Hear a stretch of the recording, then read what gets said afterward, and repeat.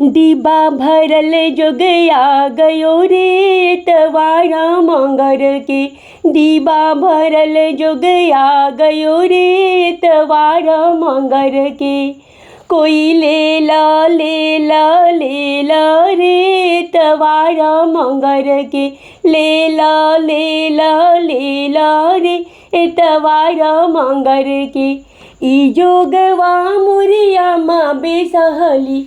ई जोगवा मुरिया माँ बेसहली। पापा के दिल घबरा गयो रे तवारा मंगर के।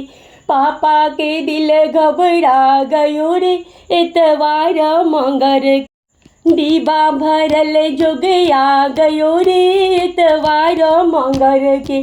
डिबा भरल जोगया गयो रे तवारा मंगर के।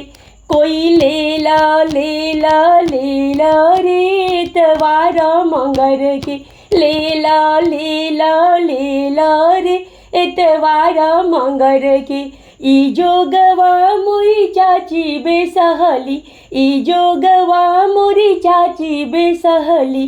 चाचा के दिल घबरा गयो रे तवारा मंगर के।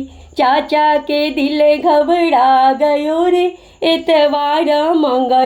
डिबा भरल जोगया गयो रे तवारा मंगर के। डिबा भरल जोगया गयो रे तवारा मंगर के। ई जोगवा मोरी भाभी खरीदली। ई जोगवा मोरी भाभी खरीदली। भैया के दिल घबरा गयो रे तवारा मंगर के। भैया के दिल घबरा गयो रे तवारा मंगर के। डिबा भरल जोगया गयो रे तवारा मंगर के। कोई लेला लेला लेला रे तवारा मंगर के। ई जोगवा मोरी फुआ बेसहली। ई जोगवा मोरी फुआ बेसहली। फूफा के दिल घबरा गयो रे तवारा मंगर के। फूफा के दिल घबरा गयो रे तवारा मंगर के। डिबा भरल जोगया गयो रे तवारा मंगर के। डिबा भरल जोगया गयो रे तवारा मंगर के।